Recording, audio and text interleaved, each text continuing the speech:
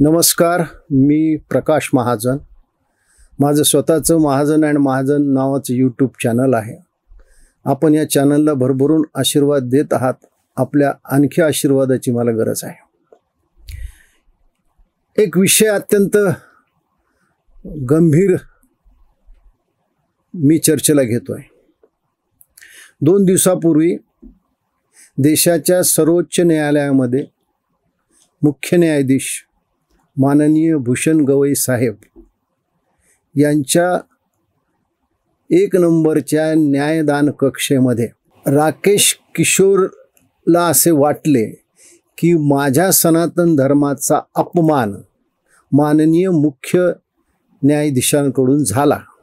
मुख्य न्यायाधीशाने एका खटल्याच्या संदर्भात विष्णूविषयक जे उद्गार काढले होते त्यांनी तो सनातन हिंदूंचा अपमान झाला असं समजून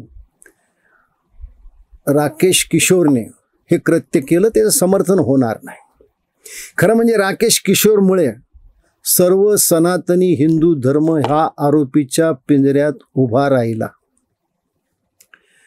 या राकेश किशोरला जर असं वाटलं होतं की मुख्य न्यायाधीशांनी माझा देवतेचा असा अपमान केला आहे, तर या राकेश किशोरनी भर न्यायालयामध्ये मुख्य न्यायाधीशाच्या समोर उभा राहून विष्णू स्तोत्र म्हणायला काही हरकत नव्हती.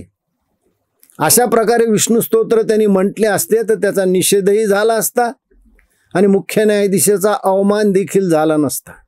पण हे त्याच्या अविवेकी कृत्यामुळे सर्व सनातनी हिंदू धर्मांना आरोपीच्या पिंजऱ्यात उभा करण्याची संधी धर्मांध ओएसी पासून लिब्रांडो पुरोगामी सर्व लोकांना झाली. खरं म्हणजे अशा प्रकारे कोणाच्या देवी देवताचा अपमान करण्याचा अधिकार कोणालाही नाही. पण हिंदू धर्म हे मुळात सॉफ्ट टार्गेट आहे. माननीय मुख्य न्यायाधीशाने असं न्यायदान करताना त्या न्यायदानाच्या सिंहासनाहून एखाद्याच्या अशा भावना दुखवाव्या का नाही याच्यावर चर्चा होऊ शकते. पण हे घडलं तर खरं आहे. मुख्य न्यायाधीशाकडून हे उद्गार काढले गेले. मग याविषयी काय? पण या पुरोगामी लोकांना यामध्ये मुख्य न्यायाधीशाची जात दिसली. ज्यांनी त्याच्यावर जोडा मारला त्याची जात दिसली. धर्म हुडकले, जात हुडकल्या आणि एक वेगळं दूषित वातावरण तयार करण्याचा प्रयत्न केला. खरं म्हणजे याच्या जातीचा धर्माचा प्रश्न आला कुठे? ते मुख्य न्यायाधीश आहेत. ते न्यायदानाचं काम करतात. ते न्यायदान जसं हिंदूला करतात तसं इतर धर्मियाला सुद्धा करतात. मला हा प्रश्न या पुरोगामी लोकांना विचारायचा आहे. नुपूर शर्माच्या बाबतीत काय झालं होतं? सर्वोच्च न्यायालय काय म्हटलं होतं की नुपूर शर्मा तुमच्या वक्तव्यामुळं इतराच्या भावना दुखावल्यात म्हणून त्यांच्याकडून एक तुम्हाला धमकी आलेली आहे. मग आमच्या भावना दुखावल्या गेल्यानंतर राकेश किशोरने हे कृत्य करावं का नाही? ते नाही केलं पाहिजे. पण त्याच्याकडून हे घडलं. मी याला काय म्हणणार? अशा प्रकारे तुम्ही जातीचा आणि धर्माचा आधार घेऊन एक वातावरण दूषित करण्याचा प्रयत्न करतात. या राकेश किशोर सारख्या मूर्ख माणसाला हे कळालं नाही की असे घाव तर हिंदू धर्मावर हजारो वर्षापासून बसत आलेले आहेत. या हिंदू धर्मावर कुणी कुणी अत्याचार केले नाहीत. शक, खून, कुशान या सगळ्यांनी अत्याचार केले. शेवटी ते हिंदू धर्माच्या पायाशी शरण आले. इस्लाम या भारतात आला. इस्लामनं काय अत्याचार केले नाहीत? इस्लाम राजवटीमध्ये एका अनुमानानुसार 10 कोटी हिंदूंची हत्या करण्यात आलेली. 10 कोटी. आमच्या हिंदूच्या रक्तमासाचा चिखल झाला.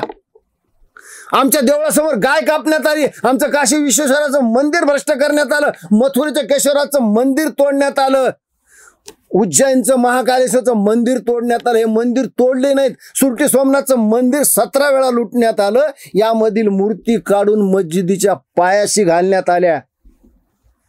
पोर्तुगीजांनी या ख्रिश्चन लोकांनी काही कमी अत्याचार केले नाहीत. कमी लोकांचं धर्मांतर केलं नाही. तरी हिंदू धर्म टिकून राहिला. हे तर हिंदू धर्माचं वैशिष्ट्य आहे. हे तर सनातन धर्माचं वैशिष्ट्य आहे.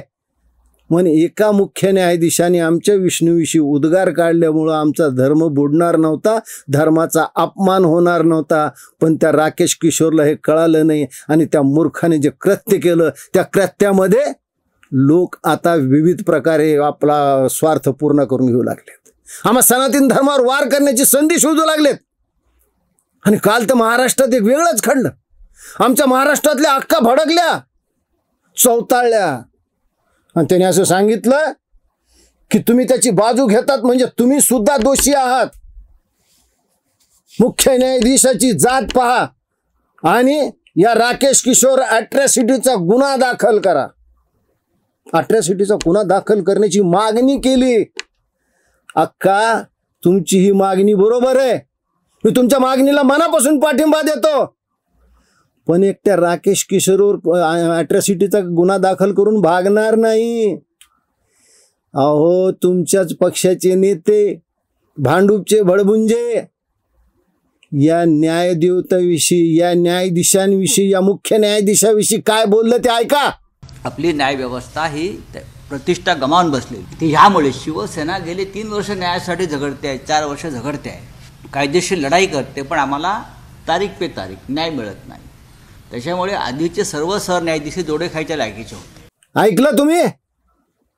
मग आता आमच्या अक्का कुणाकुणावर अॅट्रॉसिटी केस दाखल करणार आहेत आम्हाला कळू द्या. या भांडूपच्या भडबुंजावर पहिल्यांदा अॅट्रॉसिटी दाखल करा आणि मग दुसऱ्यांदा राकेश किशोरवर करा. मी तुमच्या बाजूने समर्थपणे उभा आहे, पण हे ढोंग करू नका अक्का. हे ढोंग आता बस करा. धन्यवाद.